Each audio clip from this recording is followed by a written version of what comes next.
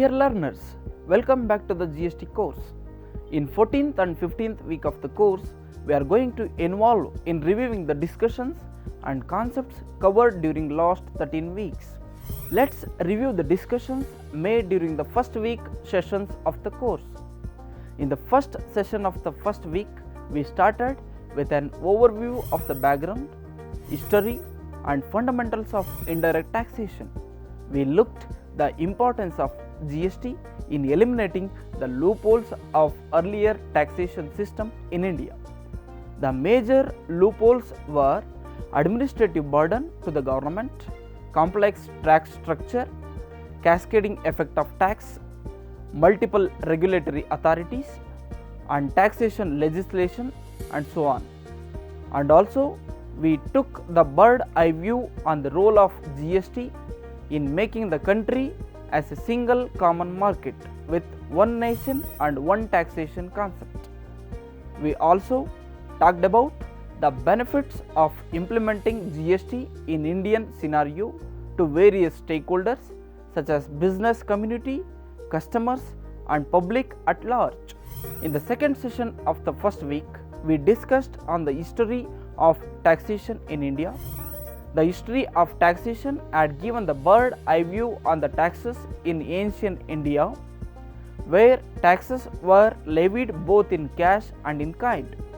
We also looked at the Kautilya's work in Arthashastra, and which is very remarkable regarding the taxes, which matches with the taxation system prevailing in the present era. We also illustrated on the taxation system prevailing in the country during the British era, where customs duty was the major revenue source for the government.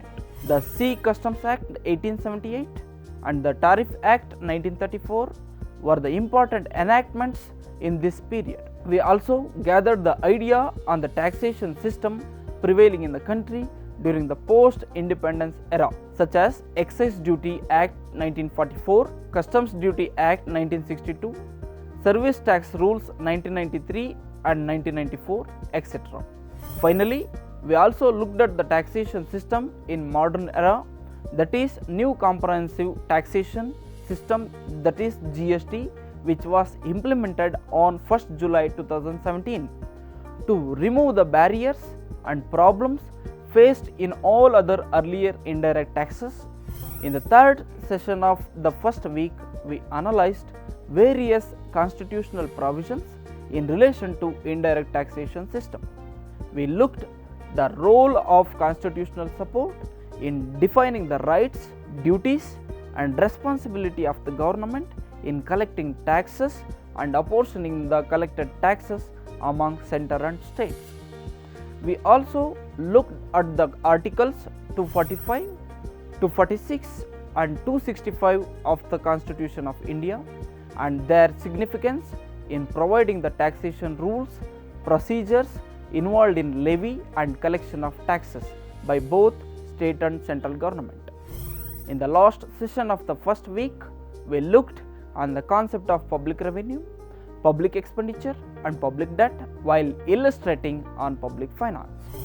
We also demonstrated on the objectives of taxation to solve various socio-economic sustainable problems such as removal of unequal distribution of wealth, bridging the gap between the rich and the poor, solving unemployment problems, supporting government in undertaking socio-economic sustainable developmental activities with the help of financial support from the taxation.